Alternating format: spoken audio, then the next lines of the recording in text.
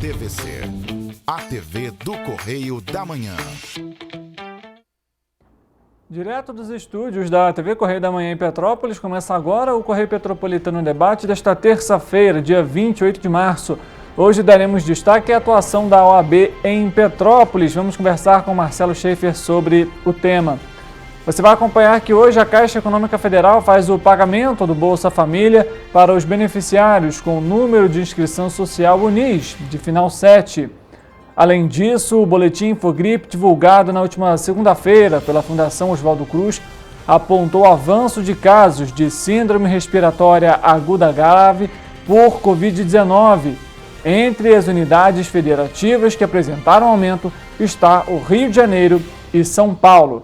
Você ainda vai acompanhar as oportunidades que foram disponibilizadas em Teresópolis e em Três Rios para quem quer ingressar no mercado de trabalho. E claro, a participação ao vivo dos nossos repórteres da rua, que vão abordar hoje que apenas 37% da população petropolitana recebe os alertas da Defesa Civil da cidade. O diálogo com o objetivo de analisar a atuação dos órgãos em Petrópolis. Eu sou Richard Stutzenburg e o Correio Petropolitano Debate está começando.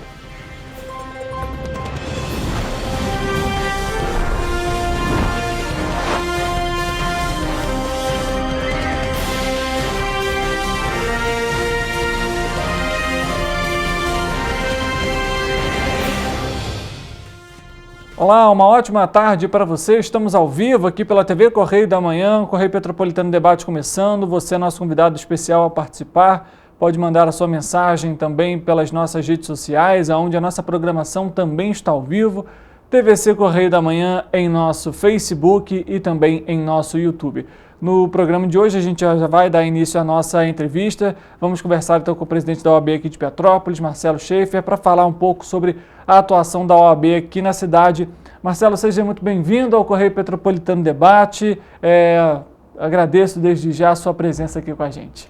Boa tarde, Richard. Boa tarde, senhores telespectadores. Um prazer poder estar aqui participando e conversando um pouco sobre a nossa atuação em nossa cidade de Petrópolis. Perfeito, Marcelo. Bom, a primeira pergunta que eu faço é em relação à atuação aqui na cidade, realmente, como que está sendo 2023, esse ano que já começou, de alguma forma, agitado, digamos assim, por conta das tragédias. Ano passado a gente tem um marco de um ano que aconteceu há pouco tempo aqui no município.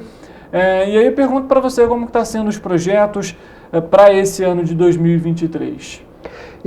A OAB, Richard, ela tem uma finalidade, né, pela sua própria criação, pela própria disposição do seu estatuto, que ela normalmente tem dois viés de atuação. Né? Um viés é o viés institucional, né? São atividades que a gente faz voltada para a nossa profissão, entre elas, né, o apoio da prerrogativa, várias comissões temáticas, a Escola Superior de Advocacia e também o próprio Conselho de Ética, que faz as análises quando necessário. Né? E tem um viés social, né? Às vezes até de uma forma positivada, né, de uma forma prevista na legislação, a OAB tem uma atuação em várias situações em que ela pode atuar de forma social. Quando se trata, às vezes, de alguma medida que demande atuação judicial, demandar judicial, estar em parte como interessado em algum processo, em alguma coisa coletiva, isso é feito pela seccional. A seccional do Estado do Rio de Janeiro, ela concentra essa atuação, tem uma procuradoria própria para isso. Mas as questões administrativas locais, a gente trata direto. Então, a gente sempre vai dividindo, né, nossas participações, os nossos conselheiros, os nossos membros de comissão, a gente vai sempre dividindo nessas dois viés de atuação. Né?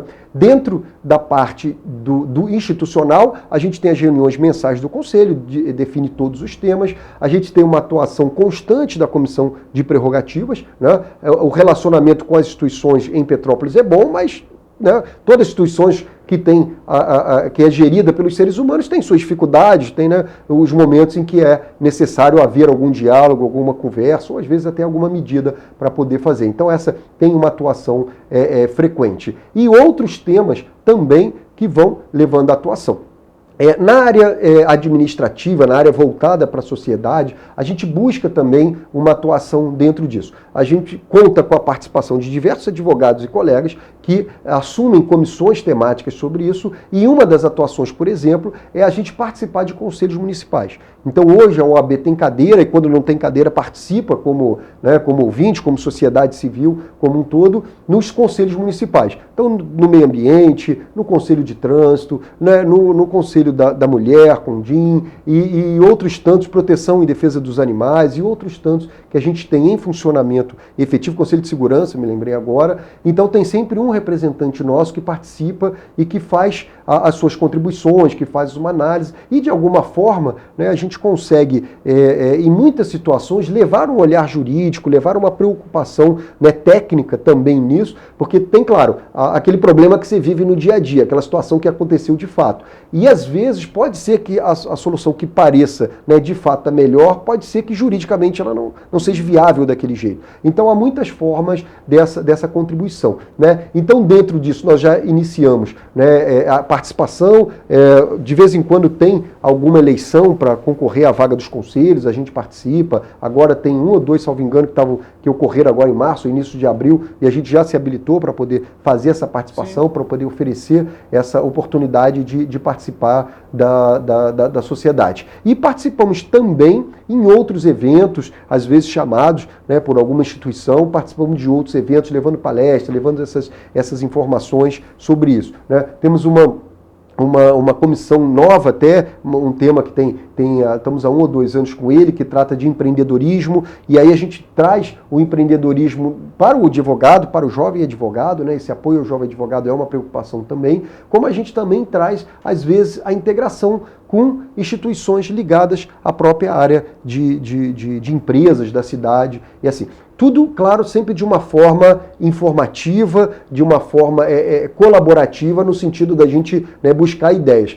A gente não tem uma atuação, que às vezes, né, pode surgir uma dúvida, a gente não tem uma atuação em caso concreto, né, a OAB não pode, nem seus representantes vão tratar de casos concretos. Sim. E aí a pessoa precisa realmente procurar um profissional, né, e ter o auxílio daquele profissional. Mas, de forma em discutir o tema, em trazer as ideias, a gente tem diversas participações nesses pontos da sociedade. Perfeito, bacana. São várias atuações com várias comissões. Eu até ia perguntar isso, quantas comissões hoje se houver aí realmente, e quantos membros também têm participado? Olha, ao todo, a gente tem em média hoje em torno de umas 40 comissões, tá? Algumas têm algumas atividades maiores, mais ampliadas por conta do seu tema, outras são menores, às vezes criada para um tema específico, né? Então a gente tem mais ou menos dentro dessa área, entre as que se divide entre as que têm atuação institucional e as que têm atuação mais social. Participando hoje, a gente deve ter em torno de uns 120 a 150 colegas advogados. O nosso conselho, ele é composto de 58 advogados, tá? São 29 titulares, 29 suplentes, entre os titulares tem os diretores, e então somos 58 que compomos esse grupo. E além disso, tem os participantes da comissão, que são um pouco mais também de 100 e poucos advogados, e assim, a participação é voluntária, então todo o nosso trabalho é voluntário. Então essa participação dos colegas advogados que estiverem nos escutando hoje, podem nos procurar a secretaria, lá tem a relação das comissões, que às vezes tem um tema de interesse, né, quer participar, quer discutir, né? Outro ponto também que a gente tem utilizado, é claro que dentro da nossa limitação tecnológica e de conhecimento, é também os canais das redes sociais, né? A gente tem um canal no YouTube, também recentemente criado, então temos feito ali algumas entrevistas, algumas lives, alguns temas também relevantes, a gente procura ficar tratado, procura passar ao vivo, que eu acho que é bacana, né? A gente tem aquela oportunidade de fazer ao vivo, então a gente faz alguns ao vivo e depois fica lá disponível para poder ser assistido, né? Durante a pandemia a gente lançou até durante, se eu não me engano, no ano de 2020, e a gente costuma todo ano fazer uma semana jurídica, né, no mês de agosto, que comemora o mês da instalação dos cursos jurídicos no Brasil.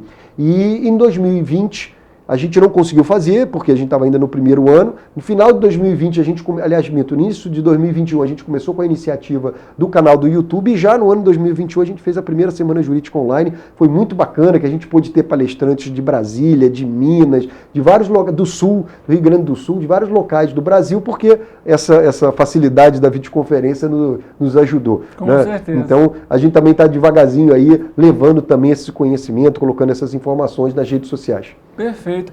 Eu pergunto até o seguinte, também está aproveitando já esse gancho que você passou para a gente, a expectativa de realizar essa semana jurídica também nesse ano de 2023? Temos a expectativa. A gente vai trabalhar até agosto ainda, né? A gente está levantando alguns nomes, já algumas oportunidades, e até agosto a gente vai trabalhar, se fazemos esse ano, né, ainda, né, ela online, como ocorreu nos últimos 2 anos, exclusivamente online, ou se vamos fazer ela presencial. Isso a gente ainda está em reunião de diretoria do Conselho, ainda estamos tratando isso. Mas o nosso objetivo é fazer no mês de agosto a Semana Jurídica de 2023 também. Uhum. Eu pergunto para você, qual a necessidade de ter uma semana como essa?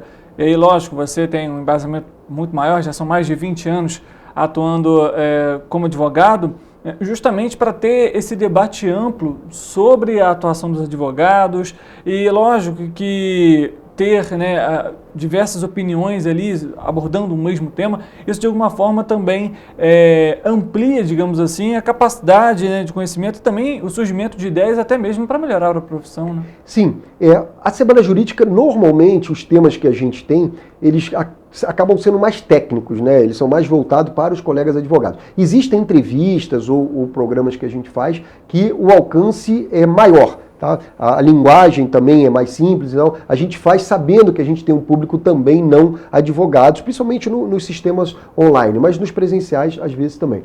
Então eles são também possíveis de ser acompanhados pela população. Os temas da Semana Jurídica, às vezes, eles podem ser um pouco mais difíceis de compreensão, porque eles realmente são mais técnicos, né? Então a gente discute ali, às vezes, algumas decisões recentes que estão dando muito efeito, alguns temas mais polêmicos, algumas situações, leis novas que surgem, né? Por exemplo, a gente tratou nesses últimos 2 anos, quando teve a mudança do Código de Ética da Advocacia, que trouxe uma regulamentação com relação ao uso da rede social, que a gente até então não tinha uma definição melhor sobre o uso do advogado da rede social, porque a gente tem uma limitação de publicidade, né? O advogado não pode fazer uma publicidade comercial, né, de captação de cliente, a gente tem essa limitação, então você tem uma forma limitada de usar a rede social, mas pode utilizar. Então, nós conseguimos, a palestrante, que é uma conselheira federal do Rio Grande do Sul, participou conosco e ela foi uma das autoras do projeto de alteração do Código de Ética que tratou desse tema. Nós já recebemos juízes, desembargadores que falam desse tema. Quando teve a Lei Geral de Proteção de Dados, que é um tema importante, ainda é uma lei nova, né? Eu costumo dizer, tal qual, quando o Código de Defesa do Consumidor ele entrou em vigor e a gente não tinha ideia da dimensão dele, do que ele ainda viria a gerar de efeito, né? Lá na década de 90, a Lei Geral de Proteção de Dados também é uma lei dessa. Ela envolve todos os setores da sociedade, é complexa ainda e aí realmente demanda ainda muito estudo e muito trabalho em cima dela, até para o próprio judiciário, para entender como fazer as decisões, né, para os próprios colegas, para como orientar, como fazê-lo. Então nós já tratamos também de Lei Geral de Proteção de Dados, costumamos também convidar colegas que atuam na OAB seccional do Rio de Janeiro, ou às vezes até de outros estados, e aí tratando temas de atuação da própria instituição. Já tivemos, por exemplo, palestra com a diretora de Tecnologia e Informação, que lida com essa questão de processo eletrônico, né? O processo eletrônico ele é um desafio, ele trouxe muitas vantagens, mas sim muitos desafios. Sistema que não funciona, fica fora do ar, quando suspende o prazo, quando não suspende, como atuar, como usar, né, a nossa caneta eletrônica, que é a nossa certificação digital. Então todos esses temas a gente busca tratar ele na Semana Jurídica. Eu vou fazer até, aproveitando esse gancho da LGPD, hoje a tecnologia tem de alguma forma se tornado, na verdade já se tornou, né, o dia a dia, cotidiano de todos nós. Comentamos aqui da facilidade da videoconferência, mas acredito que também vem um grande desafio aí. Eu pergunto para você em relação, por exemplo, até mesmo crimes cibernéticos que ocorrem e, por exemplo, em Petrópolis, a gente tem os dados do Instituto de Segurança Pública e a gente vê uma alta, por exemplo, no número de casos de estelionato. E esses casos, geralmente, a maioria dos casos acontecem também pela internet. É algo realmente desafiador a questão da internet hoje, até mesmo para, digamos assim, avaliar caso a caso sobre as situações relacionadas a crimes e também possíveis penalidades? A nossa legislação penal, ela tem buscado se adaptar, né?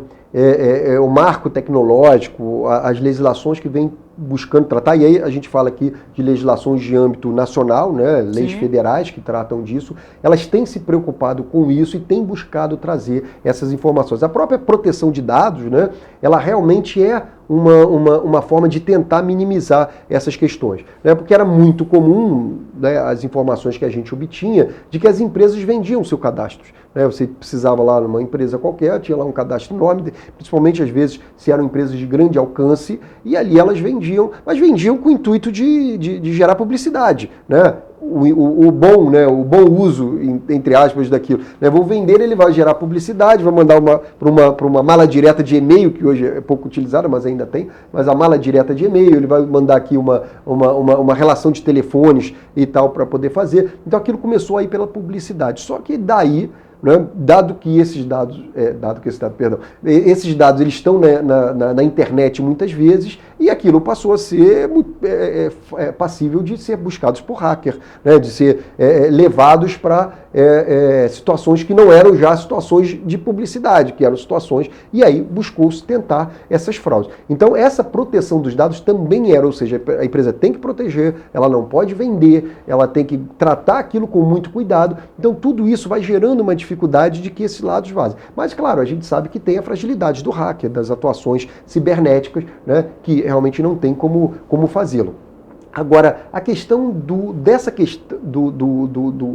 dessas fraudes que tem acontecido muito, né, via aplicativo de mensagens, via aplicativos de fotos e outros tantos, né, isso é sempre um cuidado, o Richard, que tem que ter, e normalmente existem alguns pontos que você percebe nisso, né? Normalmente, assim, 2 pontos principais, que se você verificar isso, toma cuidado, que a probabilidade, né, telespectador, se você verificar uma situação como essa, cuidado, que a probabilidade de existindo esses, e tem outros tantos, tá? Não daria nem pra gente falar hoje aqui, que era um programa só para ele, mas tem 2 que são principais.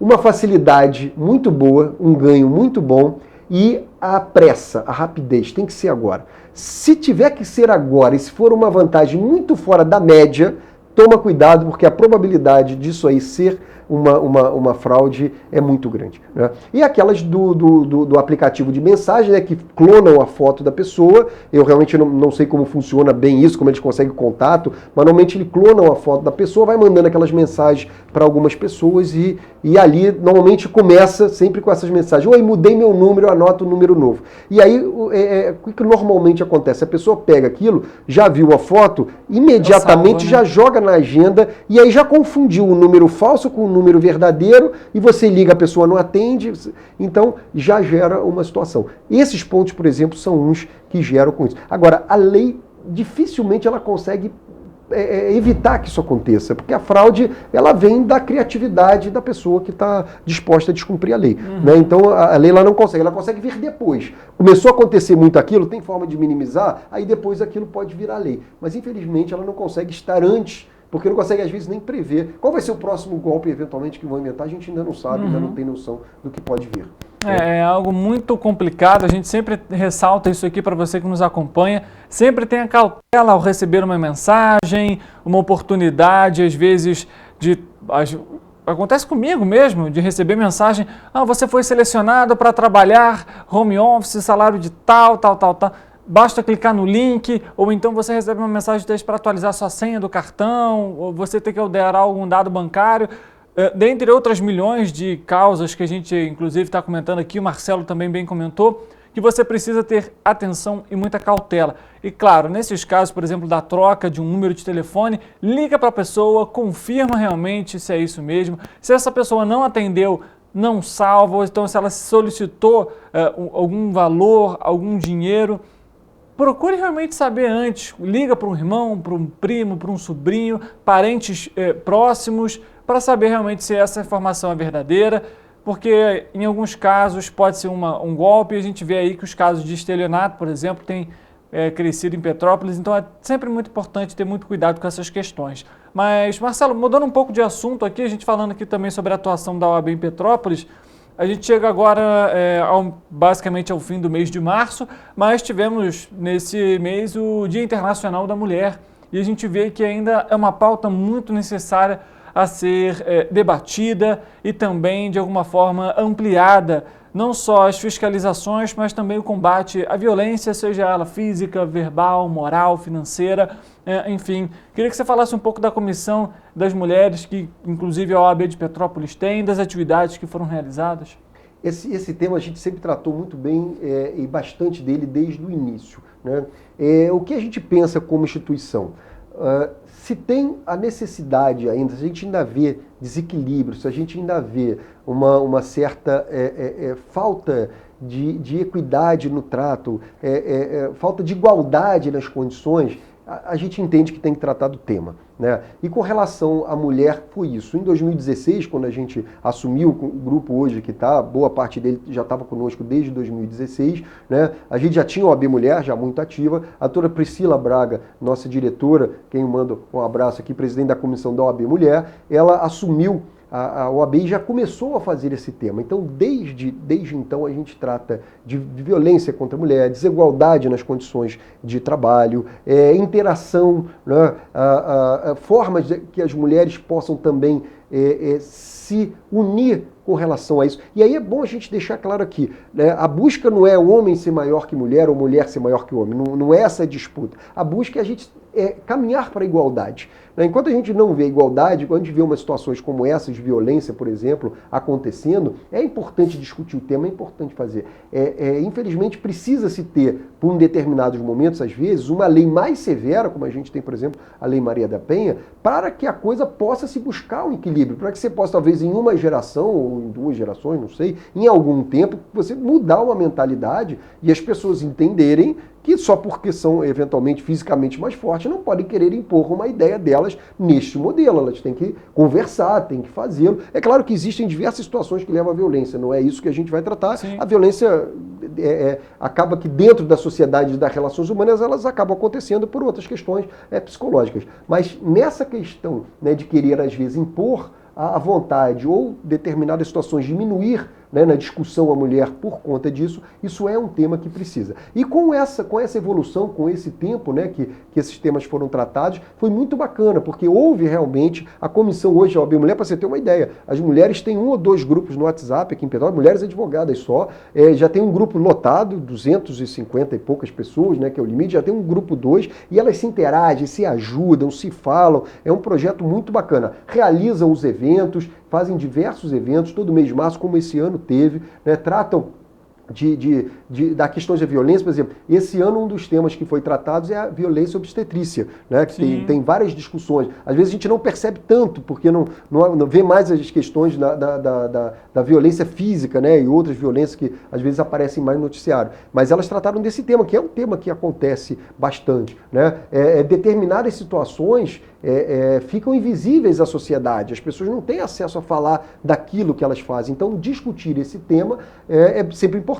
E aí, claro, esses meses que tratam, né, o mês da mulher, né, o mês do Maio Amarelo, né, que a gente costuma participar também, que fala da questão do trânsito, e outros tantos, né, que tem os seus temas da criança e do adolescente, que, se não me engano, é Julho Verde, todos esses temas a gente busca participar. Por quê? Por que se cria isso? Né? Justamente para você buscar aquela reflexão. Senão você, às vezes, faz um evento muito bacana num ano e nunca mais volta naquilo, você esquece, aquilo não acontece mais e ficou. Então, todo ano, no mês de março, vamos falar agora, chegou a época de vamos falar da mulher. O que a gente já fez? O que melhorou? O que pode mudar? O que a gente pode falar novo? O que está acontecendo de novo? E assim, a cada ano vai se fazendo. É claro que não se fala disso só no mês de março. Acontecem outros eventos durante o ano todo. Mas a gente concentra, no caso da mulher, no mês de março, no caso do trânsito, né, no mês de maio, no caso da criança, no mês de julho, e outros meses que a gente também tem as questões temáticas que vão sendo tratadas. Então, acho que isso é que é bacana, né? Por exemplo, no mês do advogado, a gente refletir sobre a nossa profissão, vamos olhar, né, para dentro sobre a nossa casa, como é que está a nossa OAB, né? Essa é a OAB, né? Tá boa, como é que a gente tem que melhorar? Temos que fazer uma autoajuda, uma autocrítica, tem que ouvir, né? Por isso que a gente trata dos temas, vamos tratar do nosso judiciário, como é que ele está funcionando, o eletrônico está bom, não está, a audiência é presencial ou ela é videoconferência, tem todos os gostos e a gente tem que trabalhar com todas essas informações e ir buscando as linhas que de alguma forma a gente possa contribuir, né, para a profissão e para a sociedade como um todo. Aproveitando até mais uma vez o gancho do Marcelo, existe aquele caso de um anestesista, né, que, enfim, a gente não vai nem citar aqui a situação, mas você que está em casa também acompanhou pelo cenário aí, a gente falando aqui sobre a questão da violência obstetrícia, algo que é lamentável, infelizmente. E lógico, como o Marcelo comentou, é muito importante, até para você que está aqui nos acompanhando, que é advogado também, que você participe dessas reuniões, desses eventos, para que você tenha essa reflexão, como o Marcelo comentou, e que você possa interagir ali também com outros profissionais, colegas de profissão. E aí eu pergunto até o seguinte, Marcelo, como que é hoje, por exemplo, a atuação de vocês, até mesmo para os formandos, digamos assim, para quem acabou de se formar em Direito, está começando a profissão, e pergunto, é um início difícil, é complicado? Como que funciona esse processo? Todo início tem seus desafios, né? Seja, de repente, aquele início do jovem advogado que vai começar o trabalho dele de carreira solo, ou ali com um colega de faculdade, né? Ou seja, né, criam um núcleo novo, né, de advocacia, um escritório novo de advocacia, ou eventualmente até o próprio jovem colega que às vezes vai contribuir, né, como colaborador ou eventualmente como contratado de um escritório já estabelecido, né? Então a gente sabe que tem todos os desafios, a gente entender aquela sistemática, a faculdade de Direito, ela traz um conteúdo, né, jurídico importante, principalmente básico, né? A gente trata as principais matérias, os principais princípios e principalmente a gente aprende a ler a lei, entender a lei, interpretar a lei, né? Porque não dá para a gente tratar de todas as leis durante a faculdade. Então, a partir dali, né, a gente cria esse senso crítico de como avaliar uma situação ou avaliar uma lei e a partir dali a gente vai atuando. Tanto que existem muitas matérias da área de direito que elas não são tratadas na faculdade. O advogado depois faz uma pós-graduação, estuda e tal,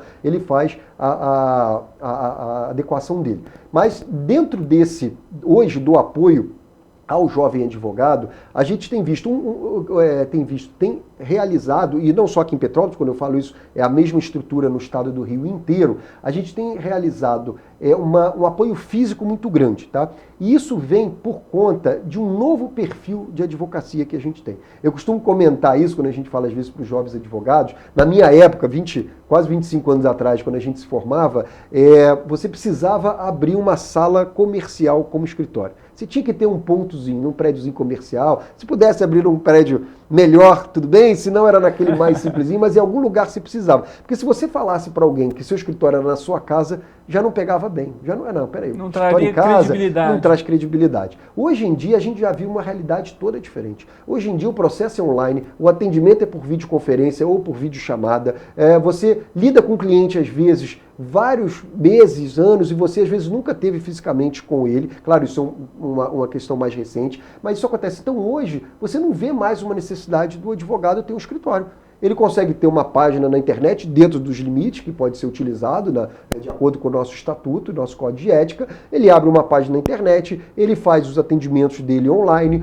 E aí sim, nesse ponto, a OAB disponibiliza uma estrutura física. A gente tem escritório compartilhado, qualquer advogado, jovem ou outro, advogado de fora ou advogado de Petrópolis, ele marca lá na OAB, então a pessoa chega, é recebida na nossa recepção, a sala dele está separada com computador, com internet, ele atende o cliente lá, se ele precisar escanear alguns documentos, a estrutura está disponível, imprimir, então tem toda essa estrutura, ele consegue fazer um atendimento normal com o cliente e aí dali ele vai para casa e vai fazer o serviço dele em casa, ou no escritório, ou algum outro lugar que ele possa fazer. E da mesma forma, o advogado de Petrópolis, ele pode ir a Duque de Caxias, a Três Rios, a Paraíba do Sul, todas as OABs todas as subseções têm essa estrutura. Ao Rio de Janeiro, ele vai atender um cliente lá e depois ele volta e faz o processo dele aqui em Petrópolis, né? Então, dentro dessa estrutura física. Tem também as salas de apoio que já são mais tradicionais, salas de apoio ao advogado no fórum, né? Então todo fórum tem uma sala de apoio, um computador, um funcionário, tem lá uma estrutura tinha copiador, até ainda tem, mas hoje quase não utilizada mais, mas tem a máquina de scanner, tem o computador para peticionar,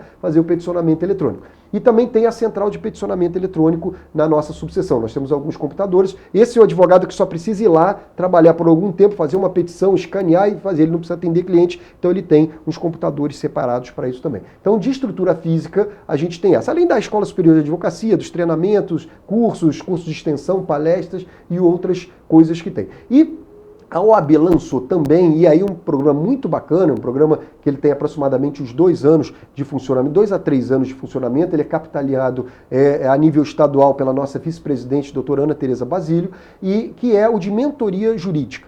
O que seria a mentoria jurídica? A ideia dela, que foi muito bacana e que agora está difundida. Inicialmente era o primeiro projeto piloto, um advogado mais experiente que auxiliava um jovem advogado no projeto de mentoria. Então, você eventualmente, Richard se formou, quero trabalhar em direito penal, e você pedia a participação na mentoria. Um advogado mais experiente de direito penal interagiria com você durante 6 meses, 1 ano, tinha um período, e ele ia te ajudar nas suas peças, ele ia te ajudar te dando mais dicas para que você tivesse aquele primeiro avanço. Hoje já existem, a mentoria já avançou, além desse modelo, a gente está com a mentoria coletiva, então são aulas de discussão permanente, por exemplo, de direito civil, de processo civil, nós temos temas específicos, aulas por videoconferência, você pode fazer do estado inteiro, você pode perguntar para o palestrante, perguntar para o professor, tem buscado trazer advogados de renome a nível estadual ou nacional também, então tem sido muito bacana. Então, além desse apoio estrutural, tem também esse apoio da área de conhecimento e de realmente uma segurança para você poder começar, para você poder atuar. Marcelo, a gente está basicamente chegando ao fim da nossa entrevista. Eu queria fazer uma pergunta. Você tocou num ponto que eu acho interessante da gente ressaltar aqui. Queria que você falasse até para quem, por exemplo, é jovem, se formou recentemente, está começando a atuar, justamente sobre essa questão do Conselho de Ética, porque hoje a internet é algo muito comum no nosso dia a dia, as redes sociais também. E, de alguma forma, quais os cuidados, então, que esse jovem profissional, por exemplo, ele tem que ter na hora de fazer uma publicação na sua rede social, justamente para não ferir esse código de ética? O que a gente sempre orienta é buscar as nossas regras lá no código de ética, que às vezes no dia a dia, na correria, a gente acaba não tendo essa oportunidade, mas a gente sempre orienta buscar porque lá tem. Qual é a ideia principal? A ideia principal da advocacia é que não se permita fazer uma publicidade em termos de captação de cliente. Isso tem vários motivos, várias situações, vários estudos que já fizeram que levaram a essa conclusão. Então a ideia é essa. Diferente de uma empresa comercial ou até de uma outra profissão liberal que pode fazer aquele tratamento de uma forma mais extensiva. Então a gente tem as nossas limitações. Outras situações também é que se entende que o crescimento da advocacia ele não deveria ser em cima de uma propaganda comercial feita por um profissional que faz parecer uma coisa que não é ser aquilo. Então, assim, de repente você pegaria um jovem profissional que conseguiria ter recurso para contratar uma grande assessoria de marketing e ele ia aparecer, de repente, em 6 meses o melhor advogado do Brasil naquele tema. E às vezes aquilo não é verdade, porque o nosso trabalho é intelectual, o nosso trabalho é difícil, não é tão simples você alcançar uma experiência, não só alcançar conhecimento jurídico, mas também a experiência de como utilizar melhor na prática aquele conhecimento jurídico. Então a ideia é que a construção da carreira ela seja feita com o tempo, com as indicações, o seu cliente anterior indica o outro. Mas você pode fazer alguma apresentação na rede social. Então nós temos o nosso código de ética, as redes sociais e o próprio YouTube de várias seccionais, inclusive do Rio, eles têm palestras que estão lá disponíveis. A nossa tem, como eu falei, foi logo que lançou, nós fizemos a primeira entrevista com a relatora do projeto, foi aqui, está lá no YouTube da OAB Petrópolis, a doutora Grace, e ela explicava, olha, a ideia foi essa, a gente estudou isso, a gente falou, tem que ser desse jeito. Então, assim, busca essas informações primeiro, para poder, então, quando fizer a publicidade, poder fazer da forma correta e, eventualmente, às vezes, por inexperiência, não correr o risco de sofrer um processo ético logo no início da carreira. Perfeito. É bom evitar, gente? Exatamente, é bom evitar. Exatamente. Marcelo, uma última pergunta para a gente finalizar a nossa entrevista. Na verdade, vou fazer 2 perguntas de uma vez só. Eu queria que você falasse como que você avalia o sistema jurídico hoje do Brasil. Eu queria que você falasse também se acha que seria necessário, por exemplo, uma nova Constituição. Muitos já comentaram, pelo menos comigo em rodas de conversa que nossa Constituição já poderia ser atualizada. O que você acha a respeito desse tema? O primeiro ponto das definições da legislação é trazer segurança jurídica para a sociedade, né? Tem determinadas leis que, eventualmente, para mim, na minha ótica, na minha profissão, no que eu tenho experiência de participação, melhores, outras não são tão boas, a sua percepção é diferente, a percepção do diretor é diferente, vai ter sempre percepções diferentes. Então a lei ela tenta trazer, né, uma solução genérica para aquelas situações, e o caso concreto ele é aplicado pelo judiciário. Existem lá as formas de interpretação, de combinação de princípios, de artigo, para se tratar em cada caso concreto. Mas a lei traz aquela forma genérica. Então, o que a gente percebe hoje, e aí é uma análise que se faz, a gente tem hoje uma Constituição de 1988, que foi feita num contexto, né? A gente tinha um contexto histórico naquele momento. Buscava-se muito prezar pela liberdade, garantir a liberdade. Então, naquele momento, foram feitos, né, princípios, foram criadas normas que era o que aquela sociedade, aquele legislativo naquele momento sentia que era o afã de todos. Quando a gente fala disso 35 anos depois, você já tem uma outra realidade. A nossa realidade histórica, né, do ano passado, do ano retrasado, 3 anos atrás, não é a mesma, ou de até 10 anos atrás, não é a mesma de 10 anos atrás. De 78 até 88 havia um histórico, né? De 2013 a 2023 tem outro histórico. Então, às vezes, se você pega umas regras liberais tratadas em cima de uma realidade histórica que já não precisa tanto da liberdade, ou seja, que a liberdade já está consolidada, esse passo da liberdade às vezes vai ficando maior. E aí ele corre o risco de trazer uma instabilidade, tá? Mas isso por si só, a princípio, não deve trazer a ideia de trazer uma Constituição. Porque se fizer uma Constituição hoje, vai ser feita num parâmetro que a gente tem. Aí, daqui a 4 anos, eventualmente, você tem uma outra realidade, né? E vamos fazer outra Constituição, que agora a gente quer mais ou menos do jeito que a gente acha. Depois muda de novo, e aí você nunca vai ter uma segurança jurídica. Então, o que é importante, né? A Constituição, ela traz regras gerais. E você tem as leis federais, as nossas câmaras federais, que mudam essas regras estaduais, municipais, que regulamentam a Constituição e conseguem trazer os pontos. Então, acho que é importante a gente sempre atualizar a legislação, sim, mas a gente atualiza através das leis federais, através das regulamentações ou de outras formas. Mexer na Constituição traz muita insegurança, né? Porque vai ficar sempre aquela ideia de se querer fazer um pensamento daquelas pessoas que estão naquele momento. Então, o ideal, nós temos ela foi discutida, foi ampla, tem diversas regras, tem suas dificuldades, mas ela pode ser regulamentada para se adaptar? Pode, perfeitamente. A gente tem todo dia regulamentação, né? Leis federais que devem respeitar a Constituição, daí a gente vê a inconstitucionalidade, né? O que é inconstitucionalidade? Aquela lei está indo contra uma regra geral da Constituição, Sim. Então ela tem que ser adequada. Então, não vejo segurança, necessidade talvez, nem segurança e nem vantagem para a sociedade a gente eventualmente mudar uma Constituição. É melhor a gente trabalhar em leis ordinárias federais, estaduais, municipais e trabalhar nos pontos focais que estão eventualmente trazendo dificuldades para a sociedade. Perfeito, Marcelo. Eu queria agradecer a sua presença aqui, por falar para a gente um pouco sobre a atuação da OAB em Petrópolis, um pouco sobre a profissão também, e, claro, dicas e orientações aqui para quem nos acompanha. Foi um prazer também, muito obrigado a todos os telespectadores, a Richard pelo convite também, meu abraço aí a toda a equipe também da TVC. Mais uma vez, obrigado, Marcelo. Para você que está nos acompanhando, a gente faz um rápido intervalo, volta daqui a pouco, tem muita informação para você ainda após o intervalo, coisa de 2 minutos, a gente volta já.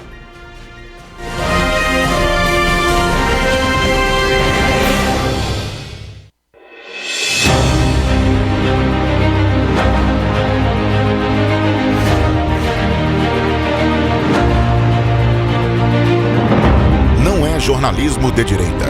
É jornalismo direito. Correio Petropolitano. Tudo que seu jornal não deveria ter deixado de ser. Todos os dias, em uma banca perto de você.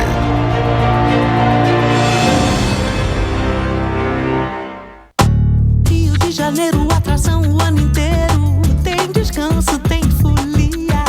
Noite e dia, alegria. Sol e praia, diversão.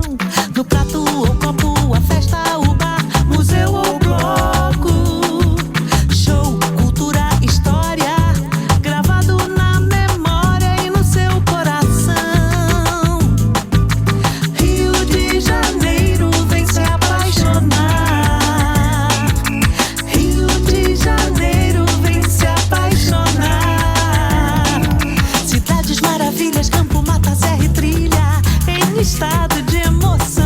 Tem o Rio de Janeiro, que você já ama, e o Rio, que ainda vai conquistar você. Apaixone-se pelo Rio. Rio de Janeiro, vem se apaixonar. Rio de Janeiro, vem se apaixonar. Governo do Estado do Rio de Janeiro. Para ter mais qualidade de vida, conte com a maior rede de academias de Petrópolis. Aqui na Cooper, com uma mensalidade, você utiliza todas as unidades: Centro, Bingen, Itamaraty e Itaipava. Com planos a partir de R$ 84,00, a academia oferece ambientes modernos para você cuidar da sua saúde com segurança. Os espaços contam com dezenas de aparelhos de musculação, diversos equipamentos para aeróbico e funcional. Além, é claro, de profissionais qualificados e uma extensa grade de aulas coletivas, que inclui dança, bike, jump, wolf fit, step fit, entre outras. Nossas estruturas são equipadas com salas de musculação e aulas coletivas, salas de avaliação física e nutricional, vestiários e estacionamentos amplos. Venha nos fazer uma visita e surpreenda-se!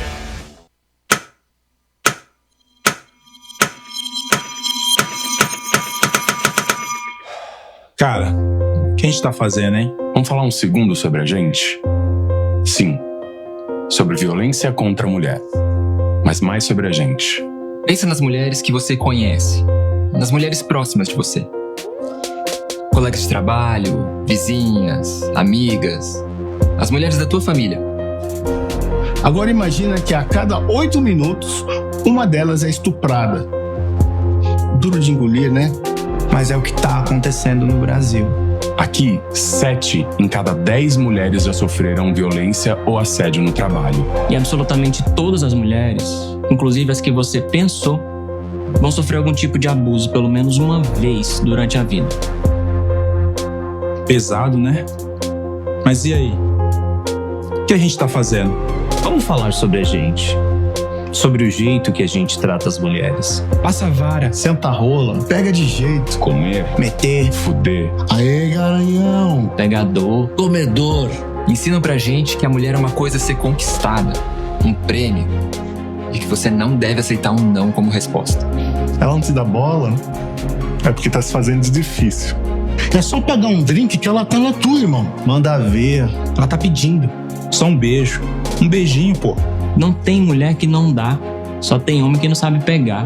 Vai lá, pega ela, mostra que é macho. É assustador quando a gente ouve isso fora de contexto, né? Agora imagina o quanto é assustador para elas. Quantas vezes você já ouviu alguém falar assim? Seja na escola, seja no trabalho, seja na balada, até na sua própria casa. Tá errado. Então, vamos falar sobre a gente? Porque a gente pode mudar essa realidade. Não tem que ser desse jeito.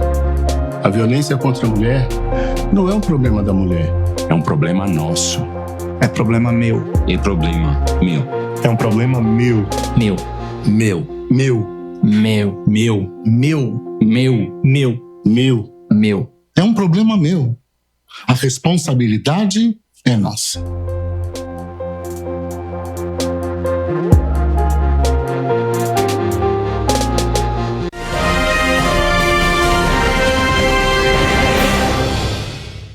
Correio Petropolitano Debate de volta. Terminamos a nossa entrevista do primeiro bloco. Falamos aqui com o Marcelo Schaefer, presidente da OAB de Petrópolis, para falar um pouco sobre a atuação do órgão aqui no município e também dos projetos para este ano. Agora, na volta do intervalo, a gente já vai chamar direto aqui no nosso telão o repórter Wellington Daniel, está ao vivo, vai trazer informações para a gente aqui sobre Petrópolis e uma informação um tanto quanto preocupante, na verdade, né, Wellington? Uma boa tarde para você. Apenas 37% da população recebe os alertas da Defesa Civil, é isso mesmo? Boa tarde, Cristian. Boa tarde a todos de casa. Na verdade, 13% dos moradores de áreas de risco aqui da cidade recebem esses alertas da Defesa Civil via SMS. E esse é um levantamento do Tribunal de Contas da União, Richard, feito em municípios que tiveram calamidade ou situação de emergência decretados entre novembro de 2021 e abril de 2022. E mesmo com apenas 13% dos moradores das áreas de risco tendo esse acesso, Petrópolis ainda é uma das melhores cidades da região sudeste, porque as outras cidades também têm um percentual muito baixo. Então vale aí o alerta para você cadastrar o seu SMS enviando um CEP para 40199 e receber os alertas da Defesa Civil. São alertas para chuva forte, alertas para alagamentos também, principalmente aqui na região do centro da cidade.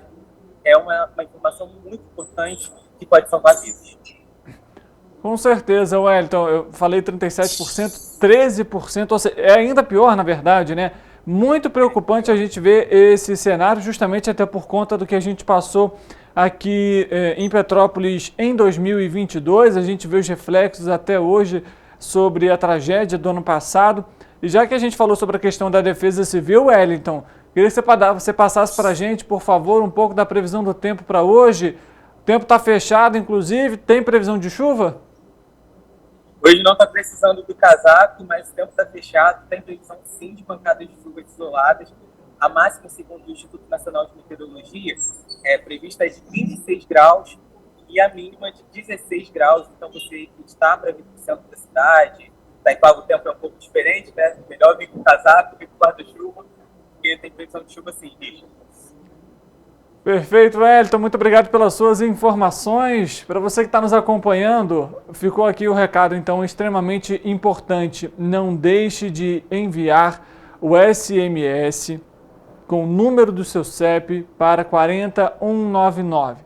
13% apenas da população petropolitana recebe os alertas da Defesa Civil e que são fundamentais para salvar as vidas. Isso porque no momento de alerta, primeiro, que você fica ciente a respeito da possibilidade de pancadas de chuva aqui para o município.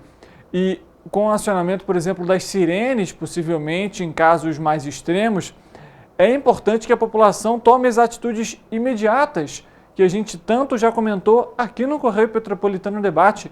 Então, se você é morador aqui da cidade, se você conhece alguma pessoa, familiar, amigo, que mora em uma área de risco, faça esse recado, deixe esse recado para essa pessoa, não deixe de se cadastrar para receber esses informes, até porque, eu moro em Itaipava, por exemplo, né, no 5º distrito da cidade.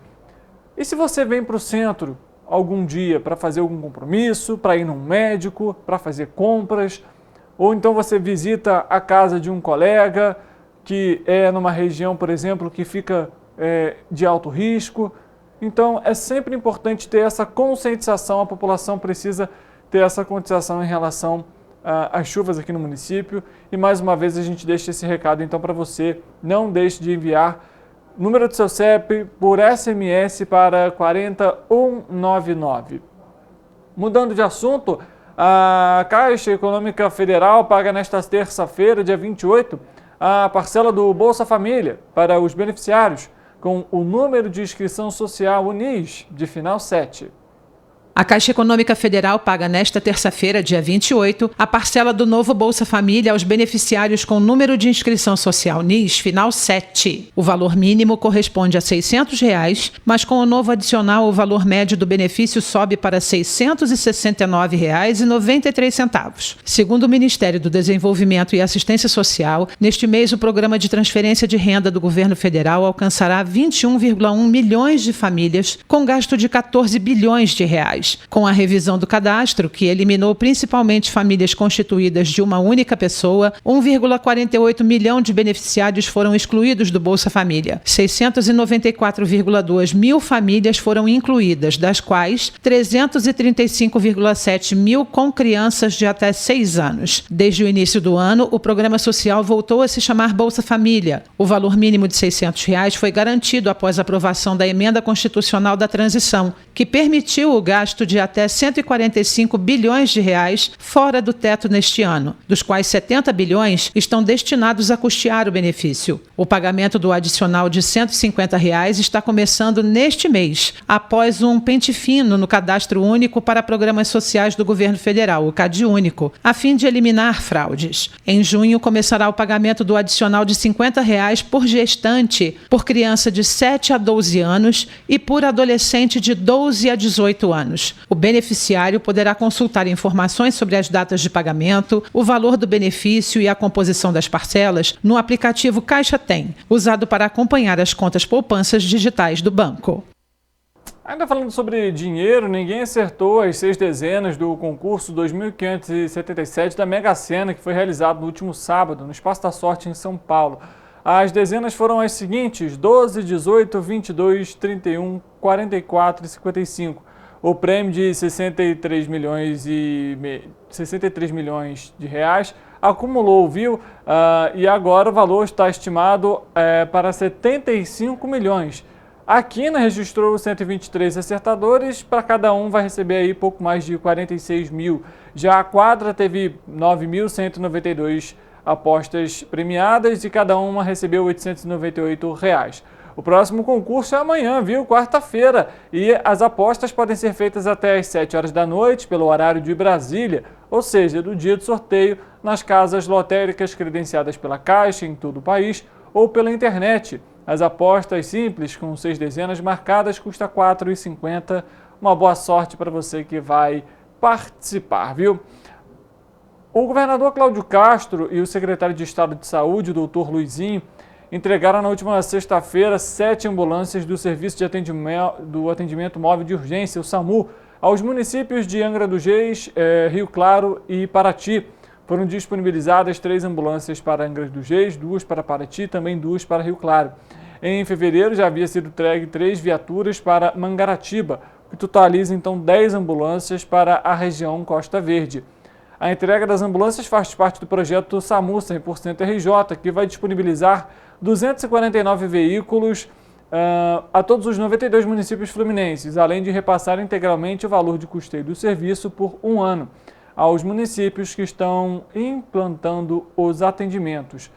O governador Cláudio Castro fala a respeito sobre essa entrega com a imprensa. A gente acompanha nesse momento um trecho da fala dele.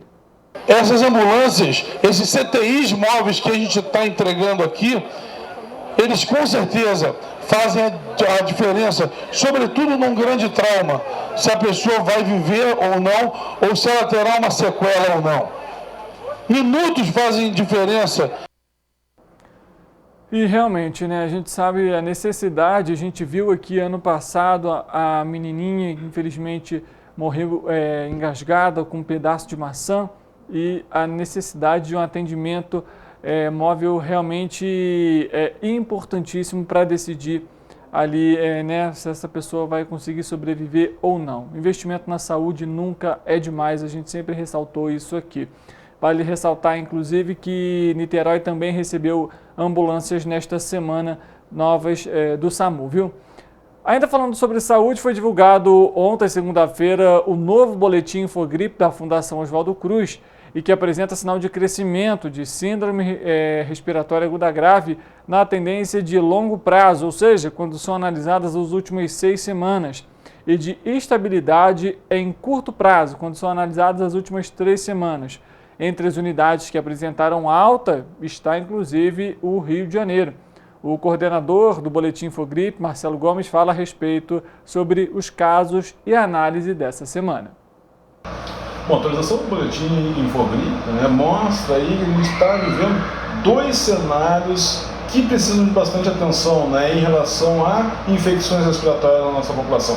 Uma é a questão da volta da Covid-19, gerando aumento de internações em cada vez um número maior de estados, afetando principalmente a população adulta, e, obviamente, os não vacinados, com um risco maior de internação, e aí vale o alerta para a vacinação, estar em dia com as suas vacinas. A gente sabe que nas crianças a gente tem, infelizmente, um grupo importante de crianças que até hoje não se vacinaram ou estão em atraso com a sua vacinação. Esse é um ponto muito importante que a gente tem que ter atenção agora com essa retomada da Covid.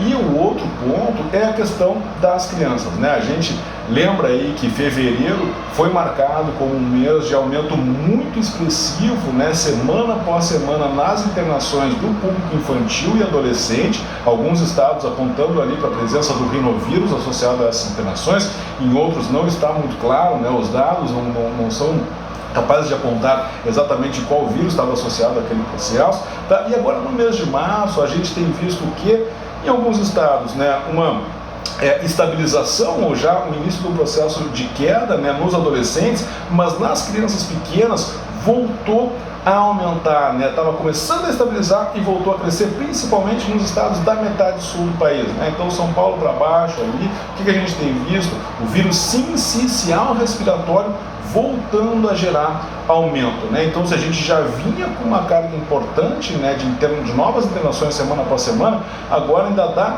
uma agravada nesse processo por conta do sincicial, né? Que a gente sabe que, especialmente nas crianças até 2 anos de idade, é um motivo importante, né, de internação, mas o que passa muitas vezes desapercebido é que também na população acima de 65 anos, ele também acaba sendo um vírus importante, né, com um risco de internação, inclusive um risco aí de óbito, infelizmente, né? Então, é um vírus que também merece o nosso cuidado, lembrando, né? Então, toda e qualquer pessoa tiver com sintoma de infecção respiratória, tá tossindo, tá espirrando, vai sair, bota uma máscara, uma boa máscara, né? N95, PFF2. Se puder ficar em casa, melhor ainda. Mas se não tem condição, precisa sair, bota uma boa máscara. Isso vai ajudar a diminuir a transmissão e as infecções e internações.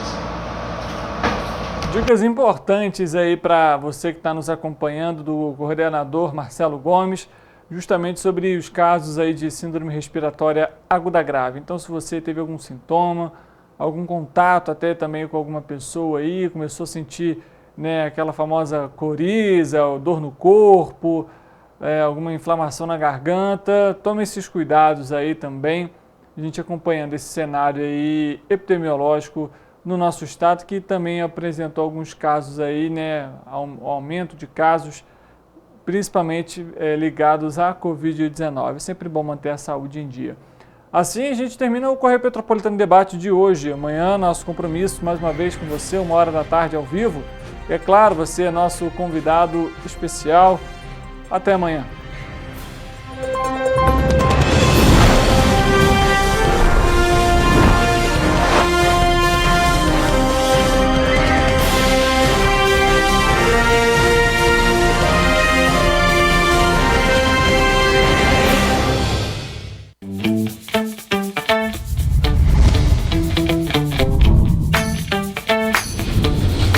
TVC, a TV do Correio da Manhã.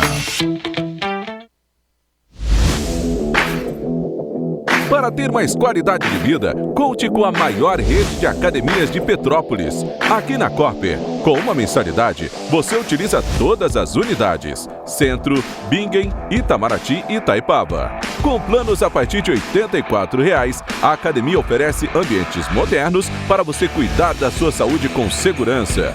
Os espaços contam com dezenas de aparelhos de musculação, diversos equipamentos para aeróbico e funcional.